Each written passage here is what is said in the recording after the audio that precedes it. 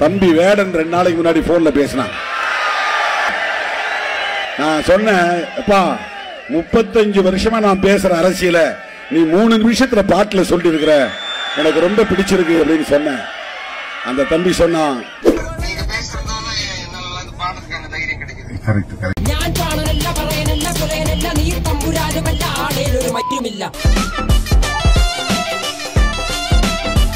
பல்லாயிரக்கணக்கான தோழர்கள் கோட்டு சூட்டோடு இன்றைக்கு மிடுக்கு நடை போட்டு வருகிறார்கள் என்று சொன்னால் அது விடுதலை சிறுத்தைகளின் எழுச்சியின் விளைவு.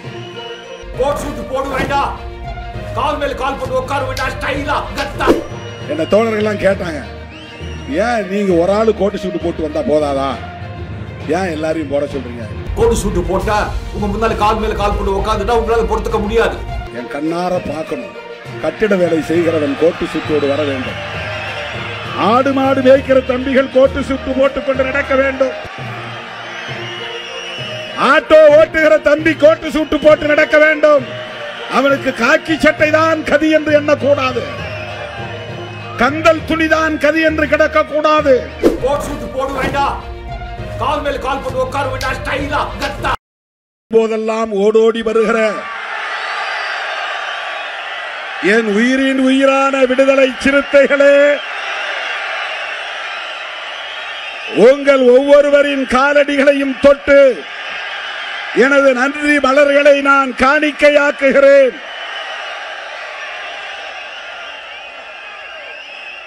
நாம் நடத்தி இருக்கிற இந்த பேரணி பெருந்திரள் பேரணி தமிழ்நாட்டு அரசியலில் மட்டுமல்ல, இந்திய அரசியலில் பேரதிர்வுகளை உருவாக்குகிற ஒரு பேரணி. தோழர்கள் இங்கே சொன்னதைப் போல எல்லோரும் தேர்தல் கணக்குகளை பற்றி பேசிக் கொண்டிருக்கிறார்கள். யார் எந்த கூட்டணி, நமக்கு அந்த கவலை இல்லை. எத்தனை இடங்கள் என்று பேசிக் கொண்டிருக்கிறார்கள், நமக்கு அந்த கவலை இல்லை. யார் முதலமைச்சர் என்று பேசிக் கொண்டிருக்கிறார்கள், நமக்கு அந்த கவலை இல்லை. விடுதலை சிறுத்தைகள் திமுகவிடம் சிக்கிக் கொண்டு தவிக்கிறது. அட அற்பர்களே, அரசியல் அறியாமையில் உழலும் அரைவேக்காடுகளே, தமிழ்நாட்டு அரசியலின் திசை வழியை தீர்மானிப்பவர்கள் விடுதலை சிறுத்தைகள். சொல்ல போனால் இந்திய தேசிய அரசியலையும் கூர்மைப்படுத்துகிறவர்கள் விடுதலை சிறுத்தைகள்.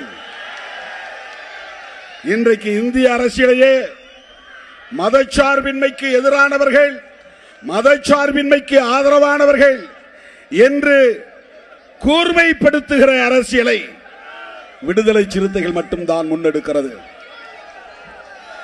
இதன் வலிமையை உணராதவர்கள், திருமாவளவனுக்கு அரசியல் பண்ண தெரியல, பேரம் பேச தெரியல, பிளாக்மெயில் பண்ண தெரியல, துணை முதலமைச்சர் வேண்டும் என்று கேட்க மறுக்கிறார். முதலமைச்சர் பதவியை பற்றியே நாங்க கவலைப்படல, துணை முதலமைச்சர் பதவி எங்கள் தந்தை புரட்சியாளர் அம்பேத்கர் பிரதமரை கைப்பற்றுங்கள் என்றுதான் வழிகாட்டி இருக்கிறார். அதுதான் அதிகாரம் உள்ள பதவி, அதுதான் அரசு, அதுதான் அதிகாரமுள்ள பதவி. தலித்துகள், பழங்குடி மக்கள், இந்த மண்ணின் பூர்வீக குடிகள் ஆட்சி அதிகாரத்திற்கு வர வேண்டும். இதுதான் புரட்சியாளர் அம்பேத்கர் கண்ட கனவு. பாலு பாலு உட்காருங்க. இதுதான் புரட்சியாளர் அம்பேத்கரின் கனவு. எந்த நேரத்தில் என்ன செய்ய வேண்டும் என்று எங்களுக்கு தெரியும், திருமாவளவனுக்கு தெரியும், விடுதலை சிறுத்தைகளுக்கு தெரியும். சும்மா யூடியூப்ல உட்கார்ந்து கண்டவெல்லாம் நமக்கு அட்வைஸ் பண்றான். அதை செய்யக்கூடாது, இதை செய்யக்கூடாது, இதுதான் நோக்கம், அதுதான் நோக்கம்.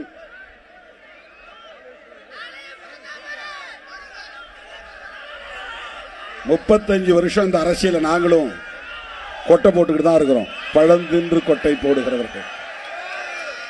10 ஆண்டு காலம் தேர்தல் அரசியலை வேண்டாம் என்று அரசியல் செய்தவர்கள் நாங்கள். தம்பி இறங்க. 10 ஆண்டு காலம் தேர்தல் புறக்கணிப்பை பேசியவர்கள் நாங்கள். 25 வருஷம் இந்த தில்லுமுள்ளு தேர்தல் அரசியலில் தாக்கு பிடித்து நிற்கிறவர்கள் விடுதலை சிறுத்தைகள். சமகாலத்தில் எங்களோடு புறப்பட்டவர்கள் எங்கோ வழிதவறி போய்விட்டார்கள். எங்களோட வந்தவங்க எல்லாம் காணும் ஆள, எங்க போனாங்கன்னு தெரியல. இன்றைக்கு விடுதலை சிறுத்தைகள் தமிழக அரசியலில் தவிர்க்க முடியாத ஒரு சக்தியாக, அரசியல் சக்தியாக நிமிர்ந்திருக்கிறது. ஆந்திராவிலும் வேர் பிடித்திருக்கிறது. தெலுங்கானாவில் கிளை பரப்பி நிற்கிறது. கேரளாவிலும் கர்நாடகாவிலும் மகாராஷ்டிராவிலும் துளிர்விட்டு நிற்கிறது. விடுதலை சிறுத்தைகள் கட்சி இன்றைக்கு எல்லா வரம்புகளையும் கடந்து வளர்ந்து நிமிர்ந்து நிற்கிறது. எங்களுக்கு யாருடைய அட்வைஸும் தேவையில்லை. இதை செய்ய அதை செய்ய, ஏன் உனக்கு பேச தெரியல. அப்புறம் சில நாதாரிகள் புறப்பட்டு இருக்கிறாங்க. நாதாரிகள்னா என்னன்னு எனக்கு அர்த்தம் தெரியாது, ஆனா சொல்றேன். ஊதாரிகள்னா தெரியும். கம்பெனி இருங்க பாலு. சில நாதாரிகள் புறப்பட்டு இருக்கிறாங்க. நாம இந்த பட்டியல் சமூகத்து மக்களை ஏமாத்துறோமா? இவனெல்லாம் என்ன சொல்றது? இவனுங்களுக்கு யாரு எப்படி பதில் சொல்றது? இன்றைக்கு தமிழகத்திலே பட்டியல் சமூகத்து மக்கள் தலை நிமிர்ந்து நிற்கிறார்கள் என்று சொன்னால், சமூக தளத்திலும் அரசியல் தளத்திலும் பொருளாதார தளத்திலும் கலாச்சார தளத்திலும் கலை உலகத்திலும் இன்றைக்கு தலை நிமிர்ந்து நிற்கிறார்கள் என்று சொன்னால், விடுதலை சிறுத்தைகளின் எழுச்சிதான் அதற்கு காரணம் என்பதை மறந்துவிடக் கூடாது.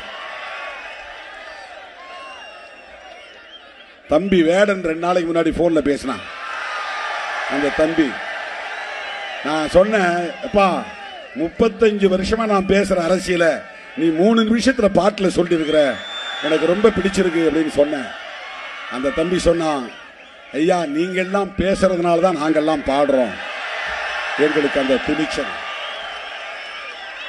இன்றைக்கு எல்லா துறைகளிலும் காலரை தூக்கிவிட்டு கொண்டு ஒடுக்கப்பட்டவர்கள் தலை நிமிர்ந்து நடக்கிறார்கள் என்று சொன்னால், இது போன்ற பரந்த வீதிகளில் வீறு நடை போடுகிறார்கள் என்று சொன்னால்,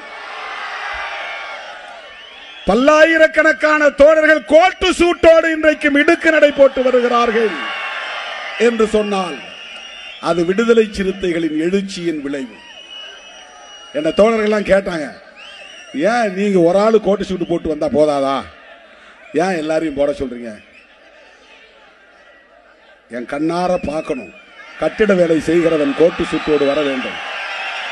ஆடு மாடு மேய்க்கிற தம்பிகள் கோட்டு சூட்டு போட்டுக் கொண்டு நடக்க வேண்டும். ஆட்டோ ஓட்டுகிற தம்பி கோட்டு சூட்டு போட்டு நடக்க வேண்டும். அவனுக்கு காக்கி சட்டை தான் கதி என்று எண்ணக்கூடாது.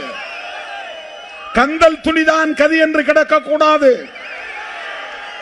காந்தி துணி இல்லாமலேயே இருந்தார், வெறும் உடம்போடு இருந்தார். அது அவருக்கு மரியாதை. சமகாலத்தில் புகழ்பெற்ற தலைவராக விளங்கிய புரட்சியாளர் அம்பேத்கர் அவர்கள் ஒவ்வொரு நாளும் கோட்டு சூட்டோடு தான் வெளியே போவார்.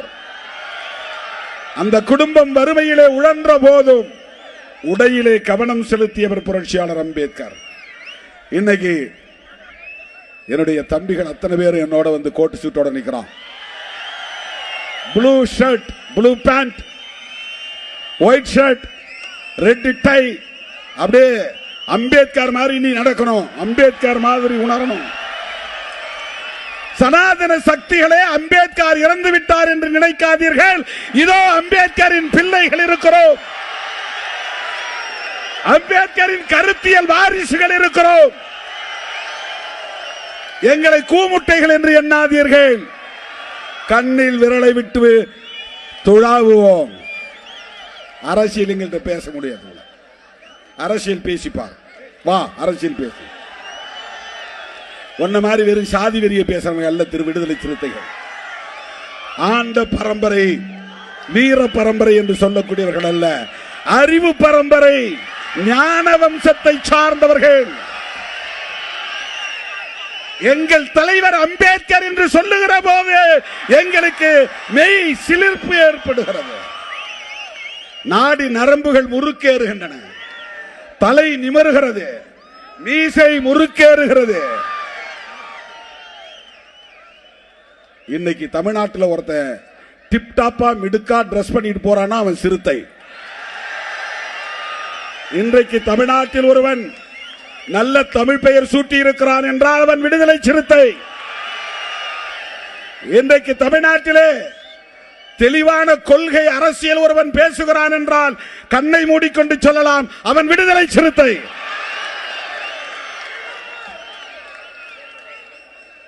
எவ்வளவு தில்லுமுள்ளு அரசியல் என்பது உங்களுக்கு தெரியும். இதே திருச்சியில் இந்த பேரணி நடத்துறதுக்கு முதல்ல அனுமதி இல்லைன்னு சொல்லிட்டாங்க. நாம ஆளுங்கட்சி கூட்டணியில் தான் இருக்கிறோம். காவல்துறை சொன்னாங்க எங்களுக்கு அனுமதி தர சொல்லி மேலிடத்தில் இருந்து எந்த இன்ஸ்ட்ரக்ஷன் வரல, அனுமதி இல்லைன்னாங்க. தமிழ்நாடு முழுக்க இன்னைக்கு காவல்துறை உயர்நீதிமன்றத்தில் வந்த தீர்ப்பு, கொடிக்கம்பங்களெல்லாம் வெளியேற்றணும், இடிக்கணும், அப்புறப்படுத்தணும். மற்ற கட்சி கொடிக்கம்பங்கள்லாம் அப்படியே இருக்கு. போலீஸுக்கும் ஹைவேஸுக்கும் இதுதான் ஒரு வாய்ப்புன்னு உடனே இறங்கிட்டான் களத்துல. சிறுத்தைகள் கொடியெல்லாம் இடிறான்றான். இவ்வளவு நெருக்கடிகளை தாங்கிக் கொண்டு இந்த களத்திலே நிற்கிற இயக்கம் விடுதலை சிறுத்தைகள் கட்சி. கொடியேற்ற முடியவில்லை, பொதுக்கூட்டம் நடத்த முடியவில்லை, பேரணி நடத்த முடியவில்லை, மாநாடு நடத்த முடியவில்லை. இப்படியெல்லாம் நெருக்கடிகள் 25 ஆண்டுகளாக நாம கூட்டணியிலே இருப்போம். கூட்டணி கட்சியாரனே ஒருத்த மேல ஏறி அந்த கொடியை மட்டும் கட் பண்ணுவான் என்று ஒன்னாவது காட்டினாங்க. அந்த தம்பி ஒரு நாள் சிறுத்தையா மாறுவான், பொறுமையா இருங்க என்று நான் சொல்லி இருக்கிறேன். வண்டியில கல்லெடுத்து அடிப்பான், அந்த தம்பிகள் ஒரு நாள் பூவெடுத்து வீசுவான் என்று நான் சொல்லி இருக்கிறேன். இப்படித்தான் இந்த அடக்குமுறைகளையும் நெருக்கடிகளையும் தாக்குப்பிடித்து இந்த இயக்கம் 1/4 நூற்றாண்டு காலம் இந்த களத்திலே போராடி கொண்டிருக்கிறது. தவிர்க்க முடியாத ஒரு அரசியல் சக்தியாக மாறி இருக்கிறது. ஏன் திமுகவை ஆதரிக்கிறோம்? திமுக கூட்டணியை விட்டு வெளியே நின்றால் என்ன ஆகிவிடும்? எங்க மேல என்ன ஏதாவது இன்கம் டாக்ஸ் ரைடு வரப்போதா? இடி ரைடு வரப்போதா? வேற என்ன செய்ய முடியும் உங்களால? மாநில அரசாலும் ஒண்ணும் பண்ண முடியாது, மத்திய அரசாலும் ஒண்ணும் பண்ண முடியாது. நாங்க எதற்காக பயப்பட வேண்டும்? யாருக்காக பயப்பட வேண்டும்? என்ன நெருக்கடி? நாங்கள் அம்பேத்கரின் பிள்ளைகள், பெரியாரின் பிள்ளைகள், மார்க்சின் கருத்தியல் வாரிசுகள். அதனால் ஒரு முடிவை துணிவாக எடுத்து, தெளிவாக எடுத்து, உறுதியாக நிற்கிறோம். எல்லா கதையும் அடைச்சிக்கிட்டு இவர் என்ன பண்ண போறாரு? எங்களுக்கான காலம் கனியும் வரையில் நாங்கள் காத்திருப்போம். அதுதான் டெம்பரரி, ஒரு தற்காலிகமான விளைச்சலுக்காக நாங்கள் அவசர முடிவுகளை எடுக்கக்கூடியவர்கள் அல்ல. நான் சொல்லுவேன், எங்களை நோக்கி அதிகாரம் வரும், எங்களை நோக்கி நாற்காலிகள் வரும், எங்களை ஒரு ஓரமாக உட்கார் என்று சொன்னால் அதுதான் அந்த மேடையின் மையமாக மாறும். எங்களை இறங்கி போய் ஒரு ஓரத்திலே நில் என்று சொன்னால் நாங்கள் நிற்கிற இடமே அந்த அவையின் மையமாக மாறும். எங்களை ஓரங்கட்ட பார்த்தாலும் ஒதுக்க பார்த்தாலும் நாங்களே மையம் என்பதை நிறுவுவோம். இதுதான் எங்கள் அரசியல். அருமை தோழர்களே, திராவிட முன்னேற்ற கழகத்தோடு நாம் கொண்டிருக்கிற உறவு என்பது கொள்கை உறவு. இடங்களை பற்றி பேச்சுவார்த்தையில் முடிவு செய்து கொள்வோம், அது வேறு. ஆனால் திமுக அரசோடு எங்களுக்கும் இருக்கிற விமர்சனங்களை தாண்டி நாங்கள் தேர்தல் உறவை வைத்துக் கொள்கிறோம் என்று சொன்னால் அது தொலைநோக்கு பார்வையுடன் கூடிய ஒரு கொள்கை முடிவு, அவ்வளவுதான். யார் புரிந்து கொள்கிறார்களோ இல்லையோ நீங்கள் புரிந்து கொள்ள வேண்டும். என் உயிரின் உயிரான விடுதலை சிறுத்தைகள் புரிந்து கொள்ள வேண்டும். 2002 ஜெயலலிதா அம்மா மதமாற்ற தடை சட்டத்தை கொண்டு வந்த போது அது முஸ்லிம்களுக்கு எதிரானது, கிறிஸ்தவர்களுக்கு எதிரானது, பாதிரியார்களுக்கு எதிரானது, இமாம்களுக்கு எதிரானது என்று எல்லோரும் சொன்ன போது இல்லை இல்லை அது எங்களுக்கு எதிரானது, தலித்துகளுக்கு எதிரானது என்று சொன்ன இயக்கம் விடுதலை சிறுத்தைகள் கட்சி. அப்பதான் 2002 தமிழ் பெயர் சூட்டுகிற நடவடிக்கை எடுத்தோம்.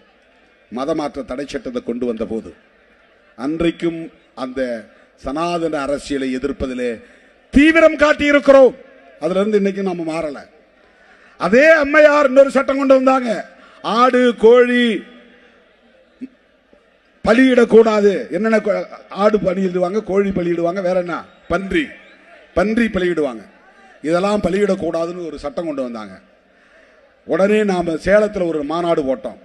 இந்துத்துவ பண்பாட்டு திணிப்பு மாநாடு, எதிர்ப்பு மாநாடு.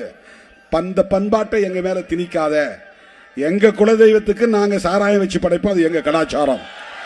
எங்க குலதெய்வத்துக்கு நாங்க கோழிய வெட்டி சமைச்சு கறி சமைத்து, எங்க முன்னோர் முப்பாட்டை செத்து போயிருப்பான், அவன் பேரு மாயவன், என் குலதெய்வம் பேரு மாயவன். அவன் உண்மையா பிறந்து வளர்ந்து வாழ்ந்தவன், அவன் செத்து போயிட்டான். அவனுக்கு நடுகள் நட்டு படைக்கிறோம். நாங்க மீன் படைப்போம், கருவாடு படைப்போம், பன்றியை வெட்டி பன்றி கறியை சமைச்சு அதை சாப்பிடுவோம், படைச்சு சாப்பிடுவோம். இது எங்க கலாச்சாரம். இதை தடுக்கிறது நீ யார்? இதை தடுத்துட்டு குலதெய்வத்தெல்லாம் வழிபடாத, நீ பெருந்தெய்வத்தை வழிபடு, அப்படியே சனாதனத்துக்குள்ள நுழைஞ்சு பிஜேபிக்கு போய் ஓட்டு போடுன்னு சொல்றியா?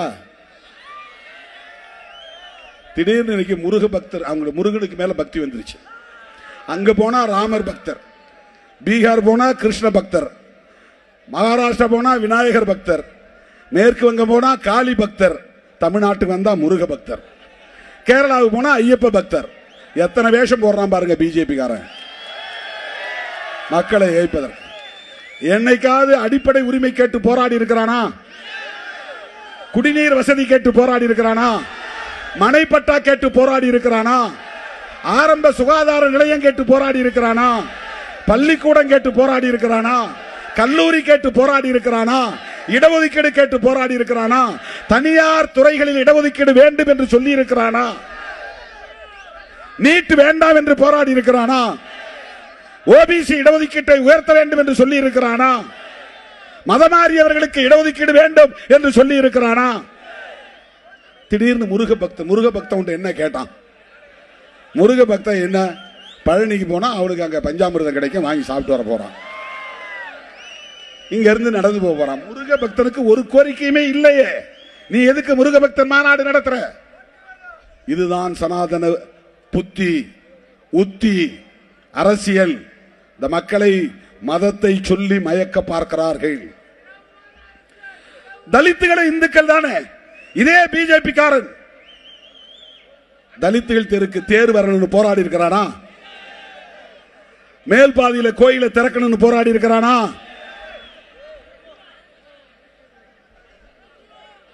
சாதிய வன்கொடுமைகள் கூடாது என்று போராடி இருக்கிறானா? சேரிகளை கொளுத்தும் போது கண்டித்திருக்கிறானா?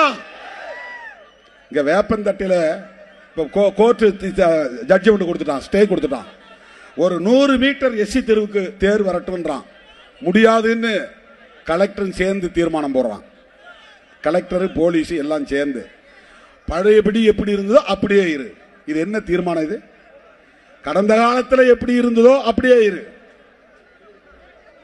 அப்படியே இருன்னு சொல்றதுக்கு தான் அரசமைப்பு சட்டத்தை நீர்த்து போக செய்கிற வேலையை செய்யறாங்க. அவன் என்ன சொல்லியிருக்கணும்? ஐஏஎஸ் படித்த ஒரு அதிகாரி. அந்த காலம் வேற, 1945க்கு முன்ன இருந்தது வேற, 1950க்கு முன்ன இருந்த இந்தியா வேற, 50க்கு பின்னால் இருக்கிற இந்தியா அம்பேத்கர் இந்தியா. 50க்கு முன்னால இருந்த இந்தியா மனு இந்தியா. அது மனு இந்தியா. மனுவை வீழ்த்துவதற்கு புறப்பட்டு வந்தவர் தான் புரட்சியாளர் அம்பேத்கர். அவ எழுதின சட்டம் மனு சாஸ்திரம், புரட்சியாளர் அம்பேத்கர் எழுதின சட்டம் கான்ஸ்டிடியூஷன். 50க்கு பின்னால் இருக்கிற இந்தியா அம்பேத்கர் இந்தியா. இந்த இந்தியாவில் 100 மீட்டர் தேர கொண்டு வர மாட்டேன்னு நீ சொல்றனா, நீ எதுக்கு ஐஏஎஸ் படிச்ச? நீ எதுக்கு ஐபிஎஸ் படிச்ச? பாத்தீங்களா, இயற்கை நமக்கு ஒத்துழைப்பு தருதா இல்லையா? போயிருச்சு. நீங்க டிவைடர்ல ஏறினதுனால தான் லைட் எல்லாம் கட் பண்ணிட்டாங்க. இல்லைன்னா லைட் நமக்கு வந்திருக்கும், வெளிச்சம் நல்லா இருந்திருக்கும். தோழர்களே, இப்படி தலித்துகள் இந்துக்களாக இருந்தாலும் கூட தலித்துகளின் உரிமைகளுக்காக போராடாதவர்கள் தான் பிஜேபி காரர்கள். அந்த பிஜேபியினுடைய செயல் திட்டத்தை நடைமுறைப்படுத்துறதுக்கு பல பேர் பல வேஷம் போடுறாங்க. பல பேர் பல வேஷம் போடுறாங்க. சில பேர் சினிமா புகழோடு வந்திருக்கிறாங்க, ஹீரோ என்கிற அந்த வேஷத்தோட வந்திருக்கிறாங்க. நாம எச்சரிக்கையா இருக்கணும். எல்லாம் என்ன சொல்றாங்கன்னா, இந்த எஸ்சி சமுதாயத்தை சார்ந்த இளைஞர்கள்லாம் அப்படியே சினிமாவுக்கு பின்னால போயிருவாங்க, சினிமா ஹீரோவுக்கு பின்னால போயிருவாங்க. நடக்குமா? ஏமாறுவீர்களா?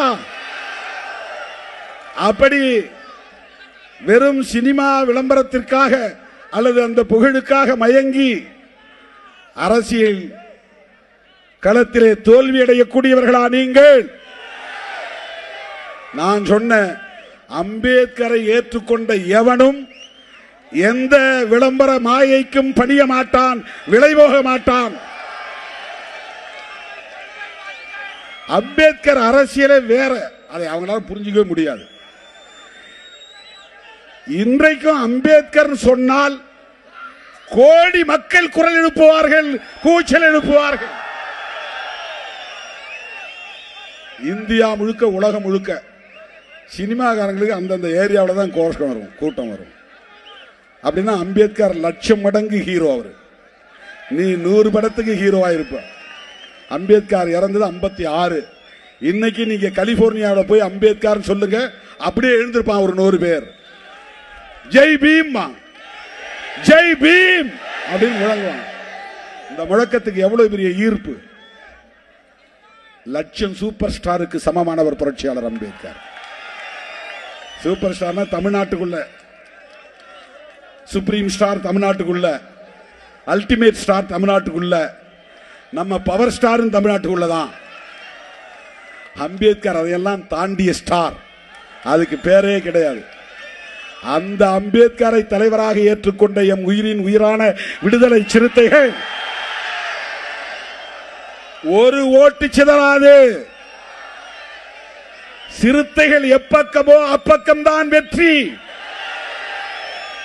சிறுத்தைகள் எப்பக்கமோ அப்பக்கம்தான் ஆட்சி. அதை தீர்மானிக்கக்கூடிய வல்லமை படைத்தவர்கள் விடுதலை சிறுத்தைகள். இதை நான் ஆணவத்தோடு சொல்லவில்லை, அகந்தையோடு சொல்லவில்லை, அரசியல் பேரத்திற்காக முன்னோட்டமாக சொல்லவில்லை, யதார்த்தத்தை சொல்லுகிறேன். அருமை தோழர்களே, அப்படிப்பட்ட இந்த இயக்கம் இன்றைக்கு தேர்தலை பற்றி கவலைப்படாமல் தேசத்தை பற்றி கவலைப்படுகிறது. அதுதான் இந்த பேரணி, அதற்கான சாட்சி தான் இந்த பேரணி. வாங்கன்னு தான் கூப்பிட்ட. எங்கிருந்துதான் இப்படி கிளம்பினீர்களோ இன்னும் வந்து கொண்டே இருக்கிறார்கள். காவல்துறை அங்கங்க மடக்கி வச்சிருக்கிறாங்க வண்டியை. உள்ள விடாதீங்க, உள்ள விடாதீங்க, உள்ள விடாதீங்க. திருச்சியே திணறி போயிரும். அது மீண்டு வருவதற்கு நேரமாகும். இப்ப நம்ம வெளியே போறதுக்கு 2 மணி நேரம் ஆகும். அதான் இப்ப அவங்களுக்கு இருக்க கவலை. பாதுகாப்பா நீங்க திரும்பி இன்னொரு பேரணி நடத்தணும்.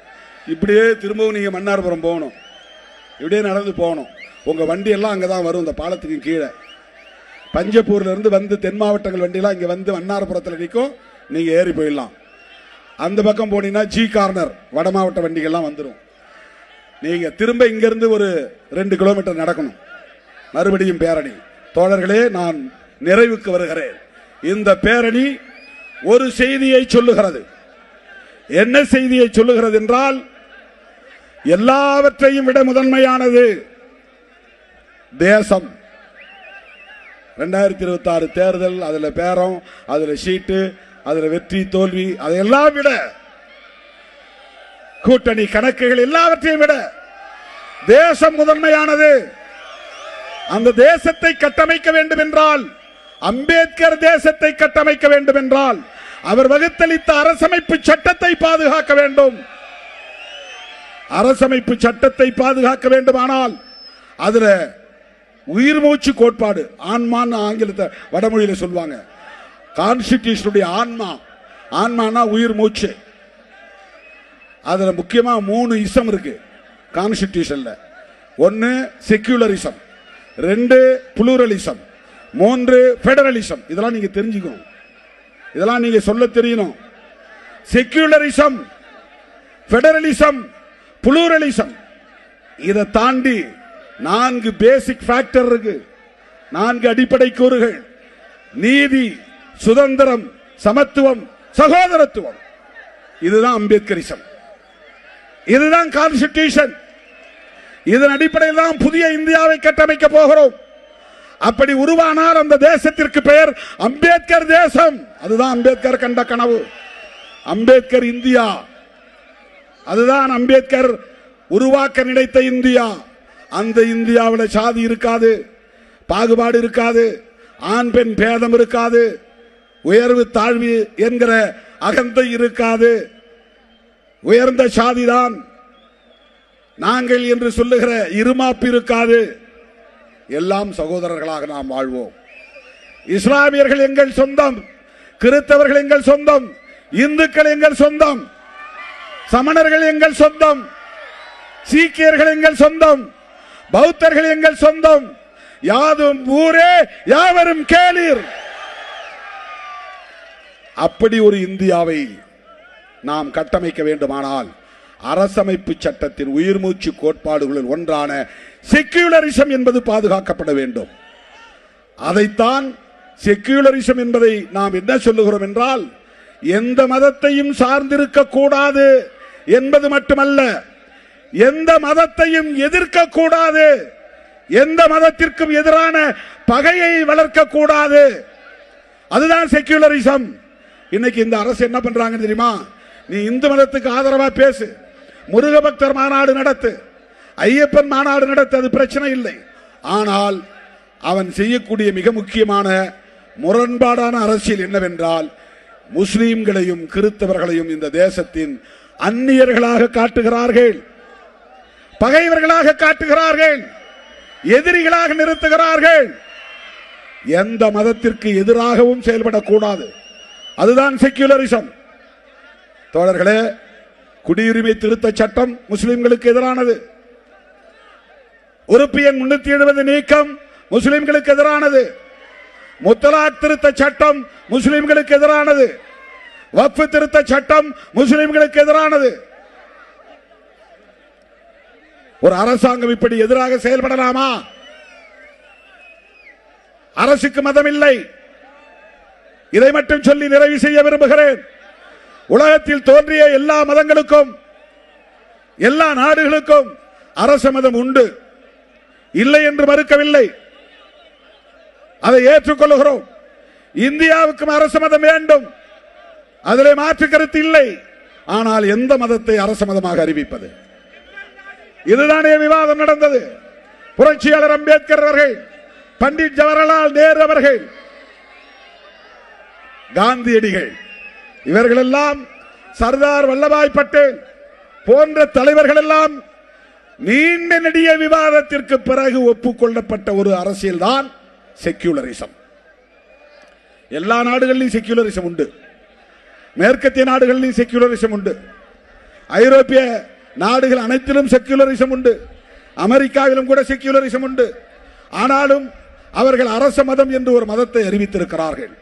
அதனால் அந்த மதத்தால் எந்த பாகுபாடும் இல்லை. மூட நம்பிக்கைகள் இருக்கலாம், பேய் பிசாசு, அடுத்த பிறவி, இந்த பிறவி, போன பிறவி, சடங்கு சம்பிரதாயங்கள், இது இருக்கலாம். ஆனால் இஸ்லாத்தில் சகோதரத்துவம் இருக்கிறது, கிறிஸ்தவத்தில் சகோதரத்துவம் இருக்கிறது, பார்சியில் சகோதரத்துவம் இருக்கிறது, சீக்கியத்தில் சகோதரத்துவம் இருக்கிறது, பௌத்தத்தில் சகோதரத்துவம் இருக்கிறது, சமணத்தில் சகோதரத்துவம் இருக்கிறது. இந்து மதத்தில் சகோதரத்துவம் உண்டா? அண்ணன் தம்பின்னு உறவாட முடியுமா? எவ்வளவு பெரிய பாகுபாடு!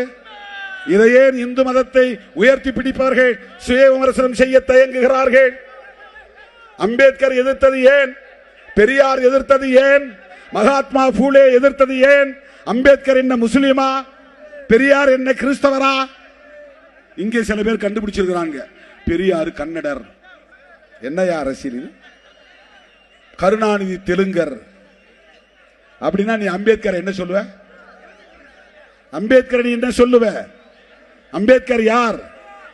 அவர் பேசிய மொழி மராத்தி மொழியாக இருக்கலாம், அவர் கற்ற மொழி இந்தியாக இருக்கலாம், ஆனால் அவர் வாழ்க்கை எங்களுக்கானது, ஒடுக்கப்பட்டவர்களுக்கானது, பாட்டாளிகளுக்கானது, உழைப்பவர்களுக்கானது, சிறுபான்மை மக்களுக்கானது. அவருடைய வாழ்க்கையும் அவருடைய கோட்பாடும், வாழ்க்கையும் கோட்பாடும் முக்கியமா, அவன் பேசிய மொழி முக்கியமா, அவர்கள் பின்பற்றுகிற மதம் முக்கியமா? இங்க தமிழ் தேசியம் என்கிற பெயரால் திமுக வெறுப்பு அரசியலை மட்டுமல்ல, ஒட்டுமொத்தமாக திராவிட இயக்க அரசியலையே எதிர்த்து வெறுத்து பரப்புவதன் மூலம் சனாதன சக்திகளுக்கு துணை போகிறார்கள். இதையெல்லாம் நாம் புரிந்து கொள்ள வேண்டும், இதையெல்லாம் உணர்ந்து கொள்ள வேண்டும். பெரியாரை கன்னடர் என்று சொன்னால் அம்பேத்கரை மராட்டி என்று சொல்வாயா? எனக்கு பெரியார் வேண்டாம் என்று கூட நான் சொல்லுகிறேன். அம்பேத்கரை வேண்டாம் என்று என்னால் சொல்ல முடியுமா? அம்பேத்கரை வேண்டாம் என்று சொல்லிவிட்டு நான் யாரை தலைவராக ஏற்றுக்கொள்வது? அமித்ஷாவை தலைவராக ஏற்றுக்கொள்வதா? மோடியை தலைவராக ஏற்றுக்கொள்வதா? அண்ணாமலையை தலைவராக ஏற்றுக்கொள்வதா? நயினார் நாகேந்திரனை தலைவராக ஏற்றுக்கொள்வதா? நடிகர்களை தலைவராக ஏற்றுக்கொள்வதா? புரட்சியாளர் அம்பேத்கர் அவர்கள் உலகமெங்கு வாழுகிற ஒட்டுமொத்த உழைக்கும் மக்களின் விடுதலைக்கான தத்துவத்தை தந்த ஒரு மாமனிதர். அவரை எப்படி நாம் மொழி அடிப்படையில் பிரித்து பார்க்க முடியும்? பெரியாரும் அம்பேத்கரும் நண்பர்கள், மகாத்மா பூலேவின் வாரிசுகள். துருவி துருவி போய் பார்த்தால் அவர்கள் அத்தனை பேரும் புத்தரின் வாரிசுகள். அம்பேத்கர் புதிய புத்தராக இந்த மண்ணிலே அவதாரம் எடுத்தார். அப்படிப்பட்ட அந்த மாமனிதரின் கொள்கை வழியிலே நாம் எல்லா வரம்புகளையும் கடந்து தேசிய அளவில் சிறுபான்மை மக்களையும் இதர விளிம்புநிலை மக்களையும் அதிகார வலிமையுள்ளவர்களாக வளர்த்தெடுக்க வேண்டும் என்கிற தொலைநோக்கு பார்வையோடு இந்த இயக்கத்தை வழிநடத்துகிறோம். இது இடையில அப்பப்ப 2 வருஷத்துக்கு ஒரு தடவை தேர்தல் வரும். அதுல 8 10 பிரச்சனை கிடையாது, 10 20 பிரச்சனை கிடையாது. நாம் ஏற்றுக்கொண்ட கொள்கையில் தெளிவாக இருக்கிறோமா இல்லையா, உறுதியாக இருக்கிறோமா இல்லையா, அதுதான் முக்கியம். அம்பேத்கருக்கு துரோகம் இழைக்க கூடாது, அம்பேத்கருடைய கொள்கைக்கு நாம் துரோகம் இழைக்க கூடாது. யார் துரோகம் இழைத்தாலும் சிறுத்தைகள் ஒருபோதும் துரோகம் இழைக்க மாட்டோம். அவருடைய அரசியலை நாம பேசுறோம், அவருடைய அரசியலை நாம பேசுறோம். பிஜேபி மேல தனிப்பட்ட வெறுப்பு நமக்கு கிடையாது, மோடி மேல தனிப்பட்ட வெறுப்பு கிடையாது, கோல்வாக்கர் மேல தனிப்பட்ட வெறுப்பு கிடையாது. அம்பேத்கர் அரசியலை பேசினா ஒன்னு அம்பலப்படுத்த வேண்டியிருக்கு. அம்பேத்கர் அரசியலை பேசினால் பிஜேபியை வேண்டாம் என்று சொல்ல வேண்டியிருக்கிறது. அம்பேத்கர் அரசியலை பேசினால் தமிழ்நாட்டில் இருந்து விரட்டி அடிக்க வேண்டிய தேவை வருகிறது, இந்தியாவில் இருந்தே விரட்டி அடிக்க வேண்டிய தேவை வருகிறது. அதுக்கு நான் காரணம் இல்லை, நான் உள்வாங்கிக் கொண்ட அம்பேத்கர் அரசியல் தான் காரணம். அம்பேத்கர் அரசியல் தான் காரணம். அந்த அரசியலின் அடிப்படையில் தான் தோழர்களே இந்த தேர்தல் கணக்குகள் போடும் சூழலில் நாம் தேசத்தின் நலன்களை முன்னிறுத்துகிறோம். எனவே இந்த மாபெரும் பேரணியின் மூலம் நாம் சொல்லுகிற மெசேஜ், மதம் மக்களுக்கானதே தவிர அரசுக்கானதல்ல. அதனால் செக்யூலரிசம், அம்பேத்கர், நேரு, காந்தி எல்லோரும் சேர்ந்து இந்த அரசுக்கு மதம் வேண்டாம் முடிவு பண்ணாங்க. இந்து மதத்தை அறிவிக்கலாம், அதான் பிஜேபி சொல்றான், ஆர்எஸ்எஸ் சொல்றான், எல்லாரும் சொல்றான். இந்து மதத்தில் டிஸ்கிரிமினேஷன் இல்லைன்னு சொல்லுங்க, சகோதரத்துவம் இருக்குன்னு சொல்லுங்க. நாம் எல்லாம் சகோதரர் வந்து நாளைக்கு கட்டிப்பிடிக்க தயாரா? கட்டிப்பிடிக்க தயாரான்னு தான் கேட்கிற. இதையே திருச்சி பேசுவாங்க. திருமாவளவன் வேற மாதிரி பேசினாருப்பான். பரப்புவாங்க. அண்ணன் தம்பியாய் கட்டிப்பிடிக்க உன்னால் முடியுமா? என்னையும் ஒரு சகோதரனாக உன்னால் ஏற்றுக்கொள்ள முடியுமா? இந்து மதத்தில் சகோதரத்துவம் உண்டு, திருமாவளவன் எங்களோடு இணைய வேண்டும் என்று சொல்லுகிற துணிச்சல் உங்களுக்கு உண்டா? பிரச்சனை அதுதான். நோ ஃப்ரெட்டர்னிட்டி, சகோதரத்துவம் இல்லை. அதனால இந்தியாவின் அரச மதமாக இந்து மதத்தை அறிவிக்க முடியாது, முஸ்லீமை அறிவிக்க முடியாது, இஸ்லாத்தை அறிவிக்க முடியாது, அது வெளிநாட்டில் தோன்றிய மதம். கிறிஸ்தவத்தை அறிவிக்க முடியாது, அது வெளிநாட்டில் தோன்றிய மதம். சமணத்தை அறிவிக்க முடியாது, அது சின்ன மதம். பௌத்தத்தை அறிவிக்க முடியாது, அது கண்ணால பார்க்க முடியாத ஒரு மதம். பூத கண்ணாடி வச்சுதான் பார்க்கணும். 50 லட்சம் பேரோ 1 கோடி பேரோ இருக்கிறாங்க, 140 கோடி பேர்ல அது மதம் அழிஞ்சு போச்சு. ஒரு காலத்தில் ஓஹோன்னு இருந்தது. மதத்தை அறிவிக்க முடியாது. சீக்கியத்தை அறிவிக்க முடியுமா? அறிவிக்க முடியாது, சின்ன மதம். பார்சி மதத்தை அறிவிக்க முடியுமா? அது வெளிநாட்டு மதம். அறிவிச்சா இந்து மதத்தை அறிவிக்க முடியும். இந்து மதத்தில் சகோதரத்துவம் இல்லையே, இந்து மதத்தில் அண்ணன் தம்பி உறவாடல் இல்லையே. அதனால் தானே அம்பேத்கர் வேண்டாம் என்றார். அதற்குத்தானே காந்தி ஒத்துக்கொண்டார். அதைத்தானே நேரு ஏற்றுக்கொண்டார். அதைத்தானே சர்தார் பட்டேலும் வழிமொழிந்தார். அதனால் தானே இந்த அரசமைப்பு சட்டம், அதனால் தானே நம்முடைய அரசு செக்யூலர் ஸ்டேட். இதை தகர்ப்பதற்காகத்தான் தோழர்களே பிஜேபி முயல்கிறது. என்ன அர்த்தம்? வக்ஃப் திருத்த சட்டம் முஸ்லிம்களுக்கு எதிரானது, கடந்து போக முடியுமா? குடியுரிமை திருத்த சட்டம் முஸ்லிம்களுக்கு மட்டும்தான் எதிரானது என்று கடந்து போக முடியுமா? நீங்கள் செய்கிற ஒவ்வொரு செயலும், எடுத்து வைக்கிற ஒவ்வொரு அடியும் எங்கள் தலைவர் புரட்சியாளர் அம்பேத்கர் வகுத்தளித்த அரசமைப்பு சட்டத்திற்கு எதிரான தாக்குதல். எப்படி பொறுத்துக் கொள்ள முடியும்? ஒருபோதும் அனுமதிக்க மாட்டோம். அரசமைப்பு சட்டத்தின் மீதான தாக்குதலை அம்பலப்படுத்துவோம். அவன் எவ்வளவு டாக்டிக்ஸா தந்திரமா பண்றான் பாருங்க. அம்பேத்கருக்கு ஜெயந்தி கொண்டாடுவான், அம்பேத்கருக்கு சிலை அமைப்பான், அம்பேத்கர் பிறந்த நாள் கொண்டாடுவான், அம்பேத்கரை போற்றி புகழ்வான். ஆனால் அம்பேத்கர் எழுதிய சட்டத்தை குப்பையிலே தூக்கி வீசுவான், காலில் போட்டு மிதிப்பான். இதுதான் சங்க பரிவாரங்களின் நடவடிக்கைகள். என் உயிரின் உயிரான விடுதலை சிறுத்தைகளே,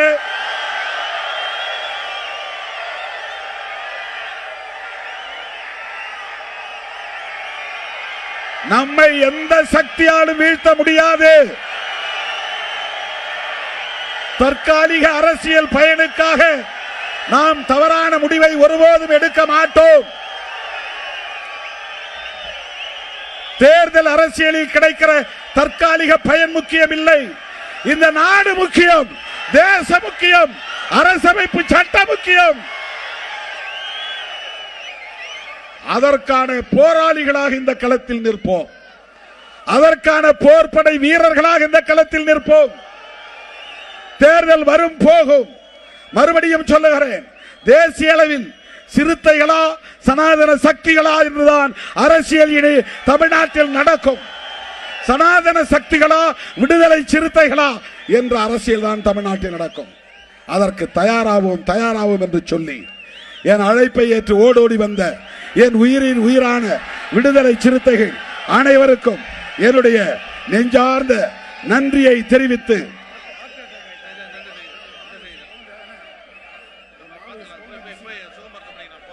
உங்கள் அனைவருக்கும் மீண்டும் ஒருமுறை எனது நெஞ்சார்ந்த நன்றியை தெரிவித்து, பாதுகாப்பாக அனைவரும் திரும்பி அவரவர் ஊருக்கு போய் சேர வேண்டும் என கேட்டு, இந்த மகிழ்ச்சி தொடர்ந்து நீடிக்காத வகையில் வந்திருக்கிற ஒரு துக்க செய்தி. காட்டுமன்னார்குடி எய்யலூர் கிராமத்தை சார்ந்த தம்பி பிரபாகரன் பேரணியில் நடந்து வருகிற போதே மாரடைப்பு ஏற்பட்டு காலமாகி இருக்கிறார். தம்பி பிரபாகரனுக்கு அனைவரும் எழுந்து நின்று ஒரு சில நொடிகள் அமைதி காத்து வீர வணக்கம் செலுத்துவோம். அனைவரும் எழுந்து நிற்கவும்.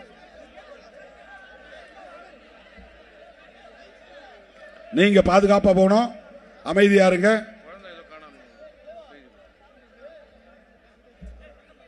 சில நொடிகள் அமைதி காப்போம். அன்பு தம்பி பிரபாகரனுக்கு அகவணக்கம் செலுத்துவோம்.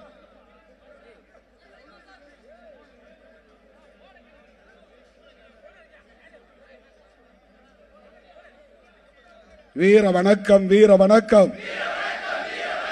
அன்பு தம்பி பிரபாகரனுக்கு, காட்டுமன்னார்குடி பிரபாகரனுக்கு வீர வணக்கம், வீர வணக்கம். விடுதலை சிறுத்தைகளின் வீர வணக்கம்.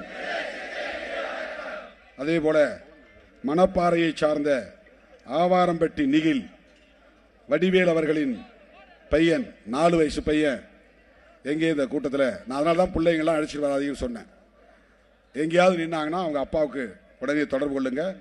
904 90 43 99 90 71 90 43 99 90 71 இந்த நம்பருக்கு போன் அடிச்சு இந்த குழந்தை எங்கேயாவது நின்னா உடனே அவங்கள தொடர்பு கொண்டு சொல்லணும். உடனடியாக அந்த குழந்தையை தந்தையிடம் ஒப்படைக்க வேண்டும் என கேட்டுக்கொள்கிறேன்.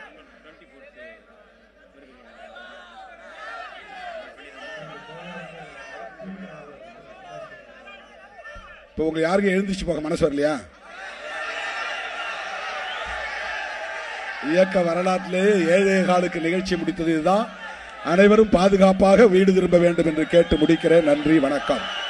வீர வணக்கம், வீர வணக்கம். புரட்சியாளர் அம்பேத்கருக்கு, தந்தை பெரியாருக்கு, மாமேதை மார்க்சுக்கு வீர வணக்கம், வீர வணக்கம். விடுதலை சிறுத்தைகளின் வீர வணக்கம். அனைவரும் பாதுகாப்பாக திரும்பி செல்லும்.